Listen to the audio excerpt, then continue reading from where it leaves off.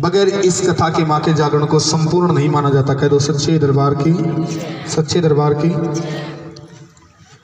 आइए भक्तों, महाराज दक्ष की 2 पुत्रियां, बड़ी का नाम तारा, छोटी का नाम रुक्मण, दोनों बहनें नियम पूर्वक एकादशी का व्रत किया करती थी।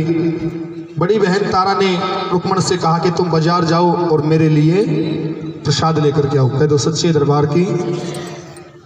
बड़ी बहन की आज्ञा मानकर छोटी बहन रुक्मण बाजार चली जाती है और एक दुकानदार आवाज लगा रहा था कि महाप्रसाद ले लो, महाप्रसाद ले लो।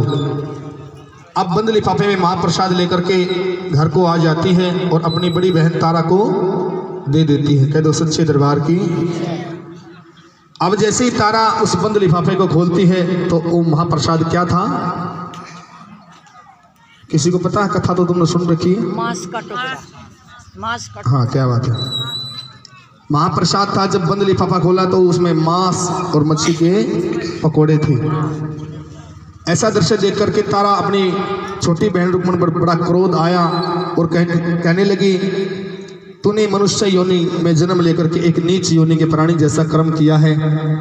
मैं तुझे श्राप देती हूँ। तूने मेरा एकादशी का व्रत खंडित किया है। मैं तुझे श्राप देती हूँ, तेरा अगला जन्म कीड़े मकोड़े खाने वाली योनि में हो। कह दो सच्चे दरबार की, सच्चे दरबार की जय बोलिया करो। सच्चे दरबार की। कि तेरा अगला जन्म एक कीड़े मकोड़े खाने वाली योनि में हो। बड़ी बहन के मुख से निकले शब्दों को रुक्मण ने ईश्वरधार्य कर लिया और साथ ही प्रायश्चित का उपाय पूछा। बदले में तारा ने कहा, त्याग और परोपकार करने से पिछले जन्म के सब पाप छूट जाते हैं। कह दो सच्चे दरबार की। द्वापर युग में जब पांडवों ने असम में एक यज्ञ किया तो उन्होंने दूत भेजकर 33 करोड़ देवी देवताओं को निमंत्रण दिया। जब दूत दुर्वासा ऋषि के स्थान पर निमंत्रण लेकर गए तो दुर्वासा ऋषि आने से इनकार कर देते हैं और कहते हैं, अगर जिस यज्ञ में 33 कोटि देवी देवता भाग लेंगे मैं उसमें शामिल नहीं हो सकता। कह दो सच्चे दरबार की। अब यज्ञ संपन्न हुआ, भंडारे के लिए भोजन की व्यवस्था होने लगी। अब जैसे ही खीर बनकर तैयार हुई, वो छिपकली समय की प्रतीक्षा कर रही थी, एक दीवार पर चिपकी। दुर्वासा ऋषि ने एक पक्षी का रूप धारण किया और अपने पंजों में एक मरा हुआ सर्प लेकर के उस खीर की कढ़ाई में छोड़ दिया। कह दो सच्चे दरबार की। जिसका किसी को कुछ नहीं पता। सारा दृश्य एक छिपकली देख रही थी। छिपकली कौन थी? कौन थी? शीला बोला करो। कौन थी? तारा। तारा की थी। इतनी छोटी सी कथा शुरू हुई, भाई पे बोलने लगी। छिपकली थी तारा की छोटी बहन रुक्मण। कह दो सच्चे दरबार की। अब जैसे ही देखती हैं सेवादार खीर की कढ़ाई को लेने के लिए आते हैं, सबकी आंखों के सामने वो खीर की कढ़ाई में छलांग लगा देती। कह दो सच्चे दरबार की। अब सभी सेवादार देखते हैं कि भाई इसमें तो एक छिपकली पड़ गई, अब ये खीर खाने के लायक नहीं है। जो भी इस खीर को खाएगा अपने प्राण गंवा देगा। कह दो सच्चे दरबार की।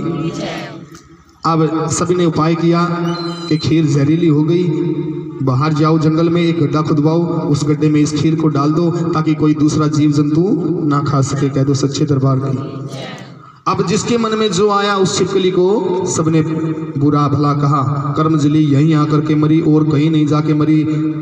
भक्तों के मुख से भोजन को छीन लिया। पहले जन्म में भी श्रापित थी और इस जन्म में भी श्रापित हो जाती। कह दो सच्चे दरबार की। अब सबने देखा कि एक छिपकली पड़ी हुई है। जैसे ही खीर की कढ़ाई को खाली किया तो सबने देखा इसमें तो एक सांप भी पड़ा हुआ है। कह दो सच्चे दरबार की। अब सबको मालूम हुआ कि अगर ये छिपकली हमारी आंखों के सामने इस खीर की कढ़ाई में ना छलांग लगाती, नहीं पड़ती, तो हम सब भगत इस प्रसाद को खा लेते और अपने प्राण गवा देते। कह दो सच्चे दरबार की। हमारे प्राण बचे तो किसकी वजह से? छिपकली की वजह से। अब सभी ऋषि महात्माओं ने कहा, हम अपने मुख से निकले शब्दों को तो वापस नहीं ले सकते, लेकिन हम तुझे वरदान देते हैं, तेरा अगला जन्म एक उच्च योनि में होगा। सबसे उच्च योनि कौन सी होती है? सबसे उत्तम योनि कौन सी होती है बताओगे कोई? मानस। किसी को और को पता है? मानस बताया किसी को? बोलो बोलो। मनुष्य योनि। ताली बजाओ एक बार गुड़िया के लिए, हमारी माता जी के लिए। सबसे उत्तम योनि होती है मनुष्य योनि। सबने कहा तेरा अगला जन्म एक सबसे उत्तम योनि में होगा, तेरा लालन पालन, तेरा जन्म तो एक राजा के घर होगा लेकिन तेरा लालन पालन एक भील के घर होगा। कह दो सच्चे दरबार की, सच्चे दरबार की। अगले जन्म में छोटी बहन रुक्मण राजा दक्ष के घर, राजा के घर में जन्म लेती है। जैसे ही राजा ने कन्या की कुंडली बनवाई तो सभी महात्माओं ने, ऋषियों ने, पंडित जियों ने कहा कि ये कन्या आपके लिए हानिकारक है। तो सच्चे दरबार की, अतः आप इसको मरवा दीजिए। तभी राजा कहते हैं कि बेटी को मारना बहुत बड़ा पाप होता है, मैं इस पाप का भागी नहीं बन सकता। कह दो सच्चे दरबार की। राजन कहते हैं कोई ऐसा उपाय करो जिससे इस बेटी की जान भी ना जाए और मुझे इसे छुटकारा मिल जाए। कह दो सच्चे दरबार की। अब सभी देवी देवताओं ने, सभी ने विचार विमर्श करके कहा कि आप एक लकड़ी का बक्सा बनवा लीजिए और उसके ऊपर कुछ हीरे मोती जवाहरात आदि जड़ दीजिए और उस बेटी को उसमें बिठा करके नदी में बहा दीजिए। लालच के कारण कोई उस बक्से को निकाल लेगा और आपकी कन्या को भी पाल लेगा। कह दो सच्चे दरबार की। ऐसा ही किया गया। सोने चांदी से जड़ित वो लकड़ी का बक्सा बहते हुए जा रहा था। सुबह सुबह का समय था। नदी के किनारे एक पंडित जी स्नान कर रहा था। पंडित जी ने देखा कि एक सोने चांदी से लथपथ एक बक्सा बहते हुए आ रहा है। अब जैसे ही बक्से को देखा, पंडित जी को तैरना नहीं आता था, जैसे ही पानी में गए वापिस आ गए। अब दूसरे किनारे पर एक भील स्नान कर रहा था। अब पंडित जी आवाज लगाते हैं, भैया भील। अब भील सोचता है कि जो पंडित जी कल तक तेरी छाया से भी दूर रहता था, आज तुझे भैया बुला रहा है, कोई ना कोई तो बात है। कह दो सच्चे दरबार की, सच्चे दरबार की।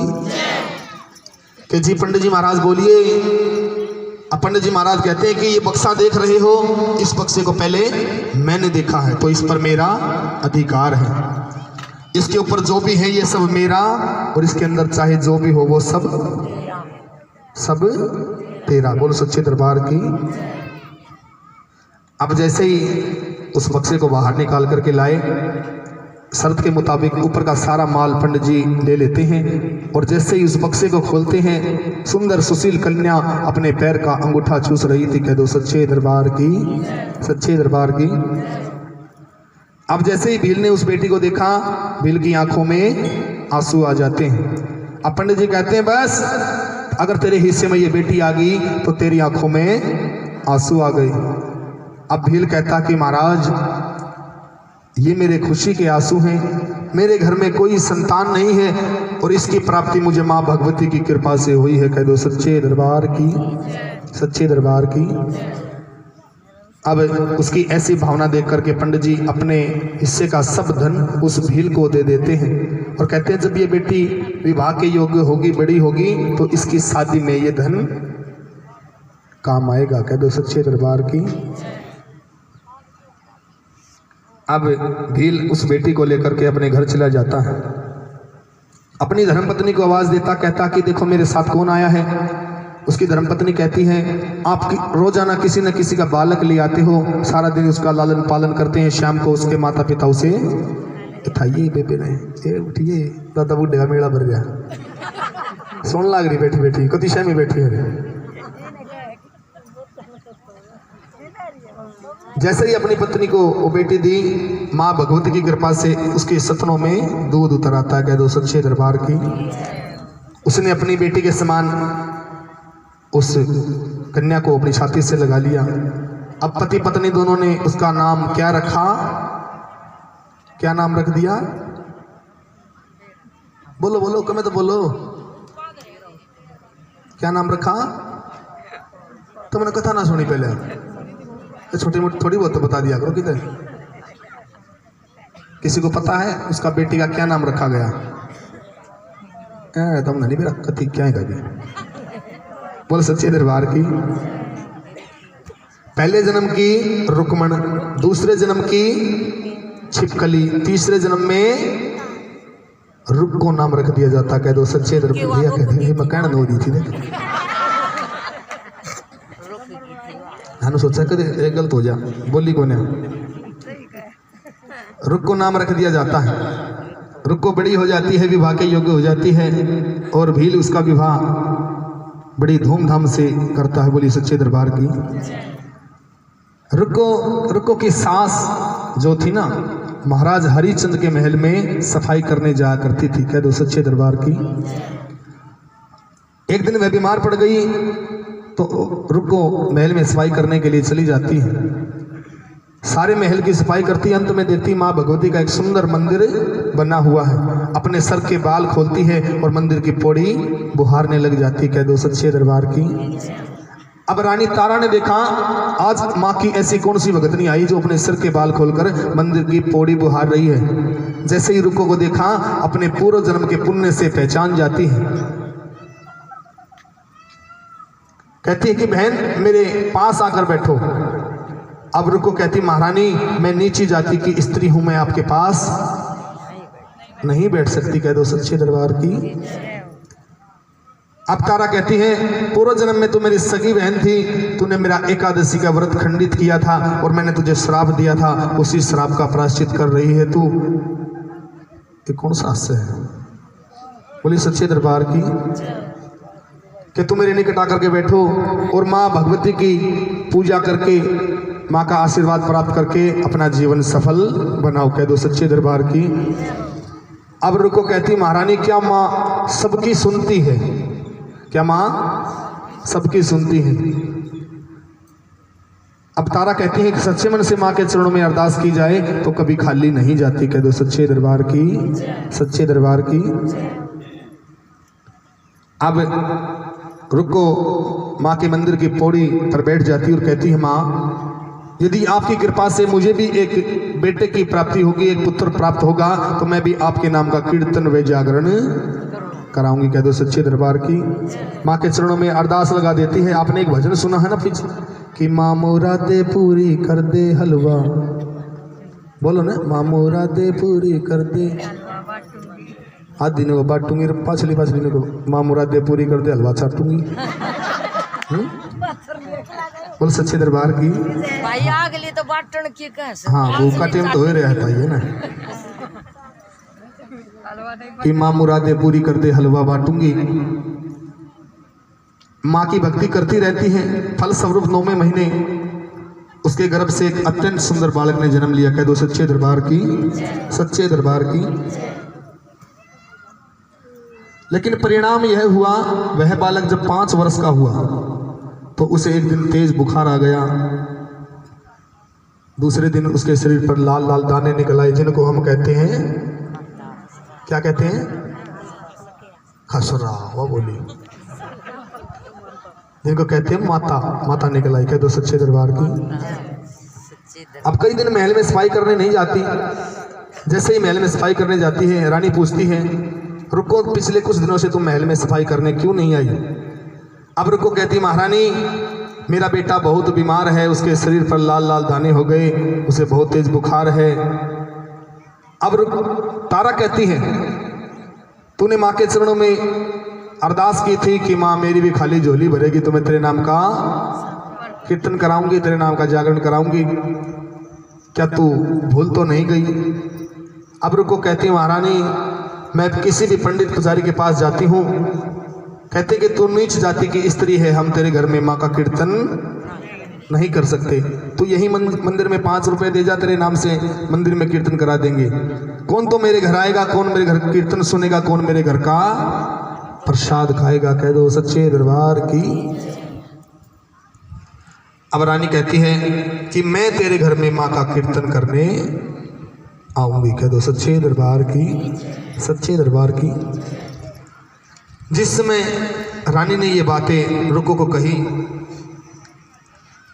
तो सेना का एक नाई होता है, वो नाई सब बातों को सुन लेता है। तो कहते नाई के बाद थोड़ी कम हजम होया करे, बुरा ना मानिए कोई बैठे होता है। हाँ। बोल सच्चे दरबार की। वो सेना का जो नाई था भद्रसेन नाम था उसका। जाकर के महाराज को सूचना दे दी कि महाराज आपको याद हो एक दिन मैं आपकी दाढ़ी बना रहा था, थोड़ा सा झाग आपके मुख पर लग गया तो आपने मुझे जोरदार थप्पड़ मारा था कि हाँ कि कल अगर रानी नीचों के घर कीर्तन करने जाएगी, वहां का प्रसाद खाएगी तो आप तो सारे के सारे भ्रष्ट हो जाओगे। अब भद्रसेन की बात सुनकर महाराज कहते हैं तेरी बात झूठी है, रानी भीलों के घर कीर्तन करने नहीं जाएगी, कह दो सच्चे दरबार की। फिर भी परीक्षा लेने के लिए राजा ने, अब भद्रसेन कहता है कि महाराज थोड़ी सी उंगली में चीरा लगा देता हूँ, थोड़ा सा नमक डाल देता हूँ, जिससे आपकी उंगली में पीड़ा होती रहेगी, आपको दर्द रहेगा, आपको नींद नहीं आएगी। अगर आपको नींद नहीं आएगी तो रानी नहीं जाएगी, कह दो सच्चे दरबार की। भद्रसेन अपने थैले से उस्तरा निकालता है। क्या निकालता है? क्या? किस तरह? किस तरह? अरे चक्कू मार लिया। हाँ, उस्तरा निकालता है। बोलिए सच्चे दरबार की। और महाराज का अंगूठा चीर देता है, थोड़ा सा नमक डाल करके ऊपर से पट्टी बांध देता है। अब महाराज कहते दुष्ट पापी तूने ये क्या किया? अब कहता महाराज इससे सरल कोई उपाय नहीं है, पूरी रात आपके अंगूठे में पीड़ा होती रहेगी, दर्द होता रहेगा, आपको नींद नहीं आएगी, और आपको नींद नहीं आएगी तो महलों की रानी नहीं जाएगी, कह दो सच्चे दरबार की। अब कीर्तन का समय हो रहा था, महाराज को नींद नहीं आई।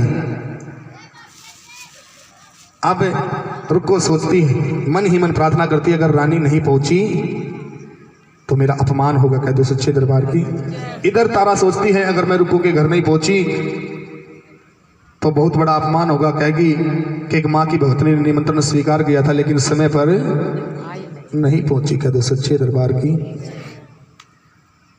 अब तारा मन ही मन माँ भगवती से प्रार्थना करती, माँ आप किसी उपाय से राजा को सुला दें ताकि मैं आपके कीर्तन में शामिल हो सकूं, कह दो सच्चे दरबार की।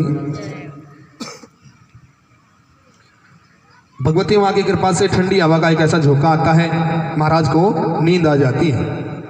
थोड़ी देर बाद रानी महल से खिड़की खोलती है, देखती है बहुत कड़ा पहरा लगा हुआ है, दरबान खड़े हुए हैं, कोई उपाय नहीं सूझता।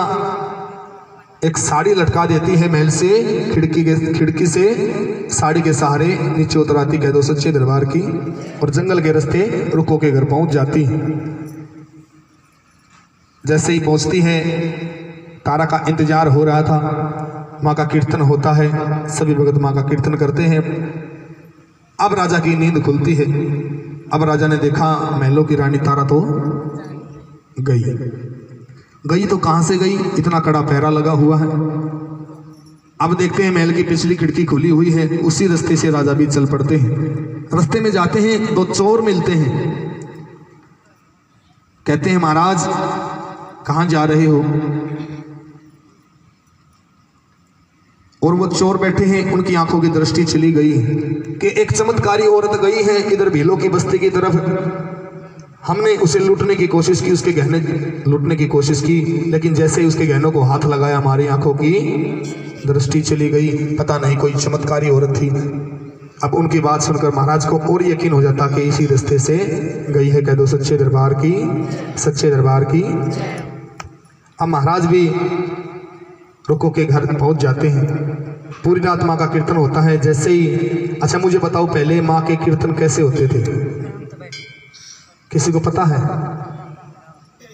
किस चीज का भोग लगाया जाता था? मांस का। हाँ यह बात तो ठीक है। उस्ताद के कीर्तन कैसे होते थे? पहले माँ काली के कीर्तन होते थे बंद कमरे में बैठकर।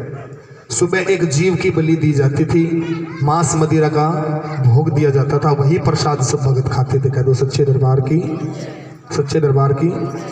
अब जैसे ही माँ का कीर्तन होता है, सबकी झोली में प्रसाद डलता है। अब जैसे ही तारा की झोली में प्रसाद दिया, तारा ने अपनी झोली में रख लिया, कह दो सच्चे दरबार की। अब सबने पूछा महारानी आपने प्रसाद क्यों नहीं खाया? यदि आप प्रसाद नहीं खाएंगे तो कोई भी प्रसाद नहीं खाएगा। अब रानी कहती है जो प्रसाद तुमने मुझे दिया है वो मैंने महाराज के लिए रख लिया, अब मुझे मेरा प्रसाद दे दो, कह दो सच्चे दरबार की, सच्चे दरबार की। या एक जना जो कोई भी पंचमेवा का भोग लगवाना है।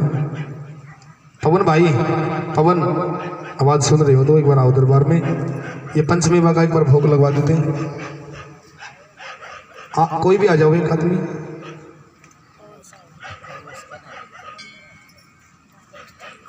आ जाओ एक जना कोई भी, कि वह मैंने अपने महाराज के लिए रख लिया, अब मुझे मेरा प्रसाद दे दो, कह दो सच्चे दरबार की। अब की बार प्रसाद लेकर के रानी खा लेती है। जैसे ही प्रसाद खाकर घर की ओर चलती है, राजा आगे बढ़ के रास्ता रोक लेते हैं, कह दो सच्चे दरबार की।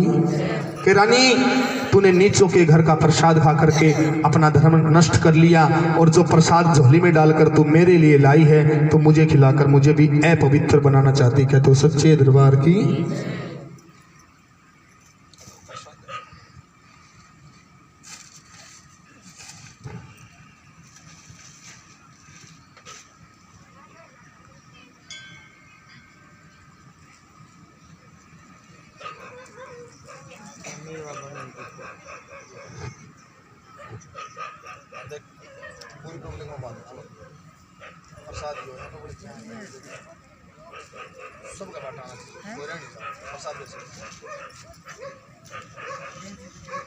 कि तूने नीचों के घर का प्रसाद खाकर अपना धर्म नष्ट कर लिया, और जो प्रसाद मेरे लिए तू लाई है झोली में डालकर मुझे खिलाकर तो मुझे भी अपवित्र बनाना चाहती है। अब रानी मन ही मन माँ से प्रार्थना करती, माँ अगर आज मेरी लाज गई तो लाज आपकी जाएगी, कह दो सच्चे दरबार की। एक वचन सुना आपने कि मेरी लाज राख महारानी, तेरा रोज भरूंगी। ये तो दरबार में जो भी चीजें है ना, ये ऐसे ही नहीं मंगाई गई। ये कलश है, इसके ऊपर नारियल रखा हुआ है, ये पंचमेवा का प्रसाद है, फूल है, माँ की चुन्नी है, माँ का श्रृंगार है, चावल है, ये सब एक महत्व रखती है अपनी जगह पे। जैसे ही उस झोली की तरफ देखते हैं, उस मांस के स्थान पर क्या बन जाता है? मेवा, गेंदा, गुलाब, चमेली के फूल, कच्चे चावल, सुपारी, पंचमेवा का प्रसाद बन जाता है। बोलो सच्चे दरबार की। अब जैसे ही देखते महाराज कहते हैं, रानी तू चालाक तो थी लेकिन तू जादूगरनी भी है। कि महाराज कैसे? कि मैंने अपनी आंखों से तुझे मांस का प्रसाद गोद में लेते देखा, लेकिन ये क्या, ये तो गेंदा, गुलाब, चमेली के फूल, कच्चे चावल, सुपारी, पंचमेवा का प्रसाद बन गया। अब रानी कहती, महाराज ये सब तो मेरी माँ का चमत्कार है, आप महल में चलिए, आपको सारी बात समझा दूंगी। अब राजन भी जिद कर लेते हैं कि मुझे भी तेरी माँ का चमत्कार देखना है। बोलो सच्चे दरबार की, सच्चे दरबार की। अब रानी कहती, महाराज माँ का चमत्कार देखने के लिए बहुत बड़ा त्याग करना पड़ता है। राजा की बुद्धि हड़ी जाती है। रानी कहती, महाराज आप अपनी सबसे प्रिय चीज माँ के चरणों में भेंट चढ़ा सकते हो। अब राजा अपने अस्तबल में जाते हैं। अस्तबल समझते हो क्या होता है?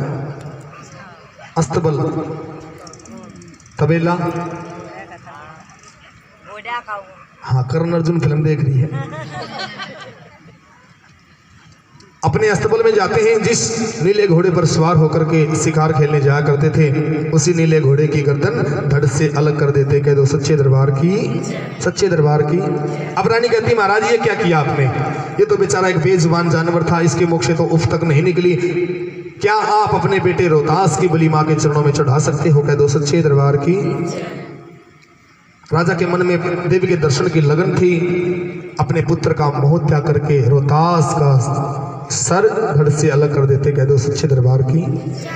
अब रानी कहती, महाराज इसके मृत शरीर के छोटे छोटे टुकड़े बनाओ और एक भगोने में इसको डालो और इस मांस को तैयार करो। कह दो सच्चे दरबार की, सच्चे दरबार की। अब ऐसा ही करते हैं। एक भगोने में उस बेटे रोहतास के उस पूरे शरीर के टुकड़े करके उसमें डाल देते हैं। अब राजा कहते हैं, महारानी अब मैं तेरी परीक्षा लूंगा। अगर तू इस चूल्हे में बगैर माचिस, बगैर चकमक पत्थर की सहायता लिए अगर तू अग्नि उत्पन्न कर दे तो मैं जानूं। अब रानी तारा ज्वाला माई का ध्यान करती है और उस चूल्हे में अग्नि उत्पन्न हो जाती। कह दो सच्चे दरबार की। बोली ज्वाला मैया की, सच्चे दरबार की। मांस पक के तैयार हो जाता है। अब रानी कहती महाराज इस मांस के प्रसाद को 5 कटोरी में डालकर और अपने सीने से बेटे को लगा लेते हैं। अब रानी से कहती रानी मैंने तो अपने बेटे का वध कर दिया था, इसको मार दिया था, लेकिन जिंदा कैसे हुआ? जैसे अपने बेटे के सिर पर हाथ फेरते हैं तो सिर के बाल गीले मिलते हैं। कह दो सच्चे दरबार की। अब कहते हैं बेटा तुम कहाँ थे, तुम्हारे सिर के बाल गीले क्यों हैं? बेटा कहता कि पिताजी आपने सारे किए कराए पर पानी फेर दिया। मैं तो माँ अपनी माँ भगवत की गोद में बैठा खेल रहा था और माँ पहाड़ों के रास्ते मुझे पृथ्वी लोक पर लेकर आ रही थी। कह दो सच्चे दरबार की। इधर आप रो रहे थे कि मैंने कितना बड़ा पाप कर दिया, इधर मेरी माँ रो रही थी कि मेरी बेटी का, मेरी भगतनी का, मेरी संतनी का विश्वास नहीं कहा। जब भी ताना दिया कि मुझे तेरी माँ का चमत्कार देखना है, एक बार भी ये नहीं कहा कि मुझे मेरी माँ का चमत्कार देखना। कह दो सच्चे दरबार की। जब आपने मुझे पहली आवाज दी, दूसरी आवाज दी, जैसे ही आपने मुझे तीसरी आवाज दी तो माँ ने मुझे मेरे घर आंगन में छोड़ दिया। कह दो सच्चे दरबार की। जैसे ही दूसरी कटोरी से ढक्कन हटाते हैं उसमें क्या बन जाता है? अब प्रसाद बन जा क्या कहा? भगवती का ये चमत्कार देखने को मिला। कह दो सच्चे दरबार की। सुख समृद्धि बढ़ती है, शत्रुओं का विनाश होता है, सुखों का आगमन होता है। बिना इस कथा के जागरण संपूर्ण नहीं माना जाता। कह दो सच्चे दरबार की। देखिए कथा एक ही होती है लेकिन हर मंत्र का कहने का अपना तरीका सबका अलग होता है। कोई जल्दीबाजी में कह देता है, कोई 4-4 घंटे लगा देता है। कथा एक ही होती है। आइए सभी ने ध्यानपूर्वक कथा सुनी। अब सभी अपने स्थान पे खड़े हो जाएंगे, माँ की पावन आरती करेंगे, उसके बाद फल का प्रसाद यहाँ से लेंगे सभी। बोलिए सच्चे दरबार की, सच्चे दरबार की। और किसी वक्त को कोई जागरण कीर्तन चौकी कैसा भी कार्यक्रम कराना हो तो आप संपर्क कर सकते हैं। आपकी अपनी पार्टी सोमवीरा सोदिया जागरण पार्टी और ले सकते हैं, दरबार से संपर्क सूत्र ले सकते हैं। और आइए सभी भाव से आरती करेंगे, धक्का मुक्की कोई नहीं करेगा। जितना प्रसाद है जिसके बाटे में आ जाए उन्होंने प्रसाद लेना। बोलिए सच्चे दरबार की जय हो।